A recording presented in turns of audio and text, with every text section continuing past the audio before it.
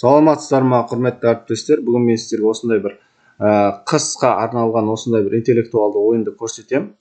Бұл ойын негізінен осындай ұлдар қыздар арасында сайыс, оқушылар арасында болмаса, мынаны ауыстырып, суреттерді өзгертуге болады. Қалауларыңызша екі топты сайыстыруға арналған ғой негізі.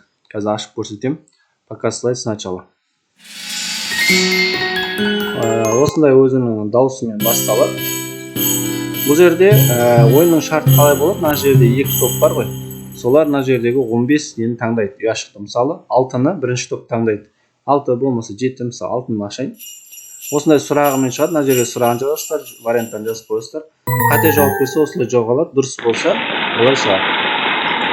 Келесіне басамыз. Егер мынау топ дұрыс жауап берген болса, мынаның үстіне бір рет бассақ, мынау жоғары қарай көтеріліп отырады. И мынау да көтеріліп отырады. Одан кейін ұлдар тобы таңдайды мысалы. Бұлар да мысалы қате жауап береді, дұрыс жауап бере алмайды мысалы. Сол кезде мынау бұлардікі үлкеймейді. Ал енді мынаған басамыз мысалы.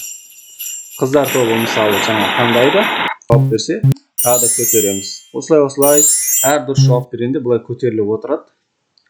Одан кейін әрбір неде бұлай ашылады, таңдайды, дұрыс жауап беру керек, сол кезде жоғарыға көтеріледі. Енді мен бұлай көрсетейін, міне барлық істейтінін. Мынау жоғарыға шегіне жеткен кезде осылай болады, міне. Қазір көрсетем, тағы бір рет басамыз, и болды, міне. Осы ұлдар тобы мысалы жеңімпаз болды деген сияқты, осылай соңында осылай болады. Енді бұл жерде жалпы сұрақтар саны 15 сұрақты қамтиды. Мына жерде сұрағын жазу ешқандай қиындық туындамайды. Сұрағын жазасыз и варианттарын жазып шығасыздар. Бұл енді қыс мезгіліне, мысалы жаңа жылға кез келген бір неге қолдана бересіздер. Қайсы пәнге болса да. Ешқандай пән таңдамайды. Оқушыларды да қызықтырады. Осылай сайыс түрінде ғой, енді екі топтың сайысуы. Одан кейін жаңа айтқанда сұрақтарын өзгерте бересіздер, ешқандай қиындық жоқ. Ал енді мына жердегі мынау қыз тұр ғой, екі қыз тұр и ұл тұр ғой. Осыны қалай ауыстыру керек? Мен осыны бір рет көрсетіп өтейін. Мына жерде мысалы екеуінде ұл жасау үшін мынау бар ғой, осыған бір рет басып, мына жерден осыны сақтап аламыз бірінші. Сохранить как рисунок дейді мысалы.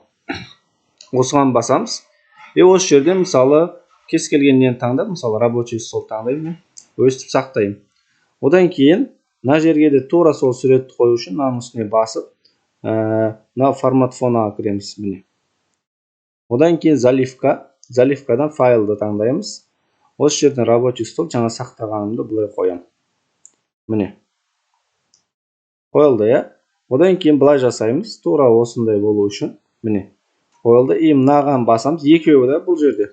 И бұны изменить рисунок деп, жаңағы рабочий столдағыны бүйтіп қоя саламыз, болды. Міне. И мынаны да бүйтсек, міне. Орнына алып келіп қоямыз.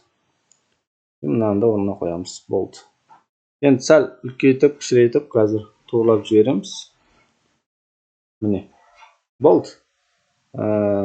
Қазір бұлай көтереміз тағы да сәл.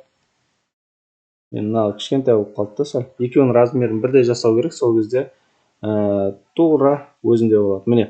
Тура размерін бірдей істеу үшін мына жерде шықты ғой, 5-те 7, 4-те 7 деп тұр ғой. Мынаны да тура солай істейміз. Міне. 5-те 7, 4-те 7 болу керек. Міне. 5-те 7-де 4-те 7 дейміз. Мынаны да 7-де 4-те 7. Міне. Енді үстіне қоятын болсам, точно қойылады. Міне. Бірдей болады. О, болды. Міне. Осылай ауыстырасыздар. Қызды ауыстыру керек болса, тура солай жаңа қызды сақтап алып, мына жерге қоюға болады. Сонда екі топ, кез келген топ болсын, бірінші, екінші топ сайыстыра бересіздер. Міне. Пока слайдпен ашам, қазір ашып көрсетейін. Міне тұр. Түсінікті ғой, соңында мынау ойынды аяқтау деген батырма арқылы аяқтаймыз. Негізі мына жерге басқа суреттерді қойсақ болады. Ол үшін мына біріншісіне бұлай формат фонадан қойсақ, екіншісіне изменить рисунок деп екі сурет қойсақ болды, ауыстырып. Мынаны да екеуінде тура солай ауысады. И ары қарай сұрақтарын жазып қолдана бересіздер. Осы ойын керек болса маған хабарласыңыздар. Назарларыңызға рахмет.